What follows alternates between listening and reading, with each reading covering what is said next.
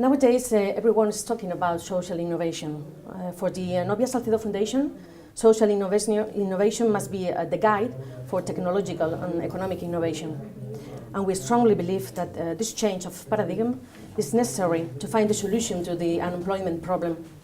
What's your opinion about social innovation? Well, we speak about social innovation when we want to find new solutions to existing social problems. And we also emphasize that there has to be an evidence base for this.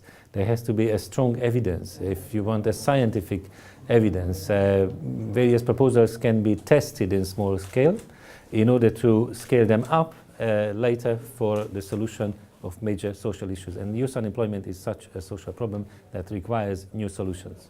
In NSF, we firmly believe in companies as coaches of young people.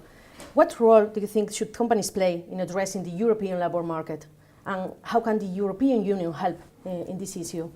Well, eventually, most of the jobs are created by companies.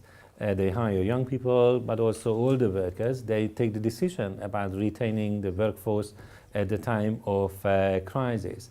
It's very important that companies pursue an inclusive view about their workforce by understanding that having young people as well as older ones, men as well as women, benefits the working collective, and the workforce as a whole can be more productive by being more inclusive.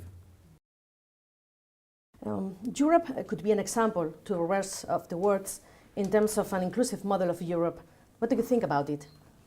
Well, indeed, Europe has been a champion in many ways. For example, the social dialogue, for example, the occupational safety and health. There are many, many aspects of the labour market and employment where Europe indeed is leading in the world. Now, unfortunately, from the point of view of the level of unemployment, Europe is not leading. Europe is lagging behind the United States and Japan.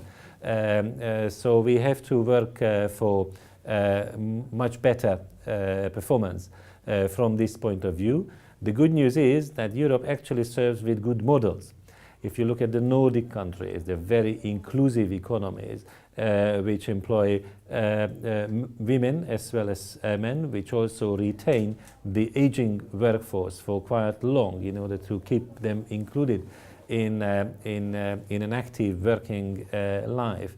If you look at countries like Austria or the Netherlands, they have been working with very low levels of youth unemployment, also at the time of the crisis. So again, this is a model for all other countries to establish these standards for themselves and make Europe socially inclusive and well-performing at the same time. Thank you, Mr. Andor.